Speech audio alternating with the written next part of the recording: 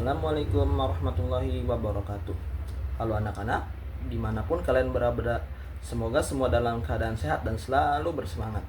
Selamat berjumpa dengan saya, Melki Isdorobi, dan teman saya Hilmi Aziz dalam pembelajaran IPS dengan tema keragaman alam Indonesia. Pada video kali ini, kita akan menjelajahi betapa luas dan beragamnya alam dari Indonesia itu. Indonesia memiliki bentang alam yang sangat beragam. Dari Sabang sampai Merauke, Indonesia memiliki pegunungan, dataran rendah, hingga lautan luas yang mengelilingi ribuan pulau. Keragaman alam yang dimiliki Indonesia tidak hanya menyajikan pemandangan yang menakjubkan, tetapi juga menyediakan sumber daya alam yang melimpah. Gunung menyediakan bahan tambang, hutan menyediakan kayu dan keanekaragaman hayati, laut menyediakan ikan dan hasil bahari, sementara tanah yang subur mendukung berbagai jenis pertanian. Mengapa Indonesia memiliki alam yang beragam? Jawabannya terletak pada posisi geografis dan geologis Indonesia yang sangat istimewa. Indonesia berada di titik pertemuan dua benua besar, yaitu benua Asia dan benua Australia.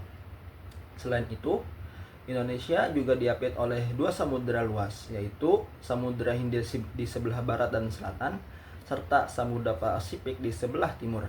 Posisi silang ini membuat Indonesia memiliki keragaman iklim, arus laut, dan pola cuaca yang unik dibandingkan negara lain di dunia. Selain itu, Indonesia dilalui oleh garis khatulistiwa yang membentang dari barat hingga timur. Hal ini menyebabkan sebagian besar wilayah Indonesia beriklim tropis dengan dua musim utama, musim hujan dan musim kemarau. Dengan curah hujan yang cukup tinggi serta paparan sinar matahari sepanjang tahun, berbagai jenis tanaman dapat tumbuh subur, mulai dari padi di dataran rendah, kopi dan teh di dataran tinggi, hingga rempah-rempah yang sejak lama menjadi daya tarik dunia terhadap Nusantara. Keragaman alam yang dimiliki Indonesia memberikan pengaruh besar terhadap kehidupan masyarakat yang tinggal di dalamnya. Setiap daerah memiliki kondisi alam yang berbeda sehingga membentuk pola hidup, mata pencaharian, bukan kebudayaan yang khas. Masyarakat yang tinggal di daerah pegunungan, misalnya mereka biasa hidup di lingkungan yang berhawa sejuk dengan tanah yang subur. Kondisi ini sangat cocok untuk menanam berbagai jenis sayuran, kopi, teh, dan cengkeh. Berbeda halnya dengan masyarakat yang tinggal di pesisir pantai, di lingkungan pantai yang berhubungan langsung dengan laut membentuk kebiasaan masyarakat untuk bekerja sebagai nelayan. Mereka menggantungkan hidupnya pada hasil tangkapan ikan, kerang, rumput laut, hingga garam dari air laut. Sementara itu, masyarakat yang hidup di dataran rendah dan lembah subur cenderung memanfaatkan lahan luas untuk bercocok tanam padi. Pulau Jawa misalnya dikenal sebagai lumbung padi Indonesia karena mayoritas penduduknya bekerja sebagai petani sawah. Selain ketiga contoh itu, ada juga masyarakat yang hidup di kawasan hutan tropis. Mereka banyak bergantung pada hasil hutan seperti rotan, madu, damar, atau berburu hewan untuk memenuhi kebutuhan sehari-hari.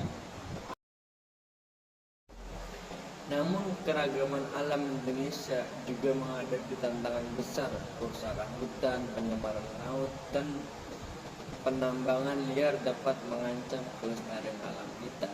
Oleh karena itu, kita harus menemukan kesadaran untuk menjaga lingkungan sejak dini. Mulailah dari hal kecil seperti tidak membuang sampah sembarangan, menanam pohon, dan menggunakan sumber daya alam secara bijak.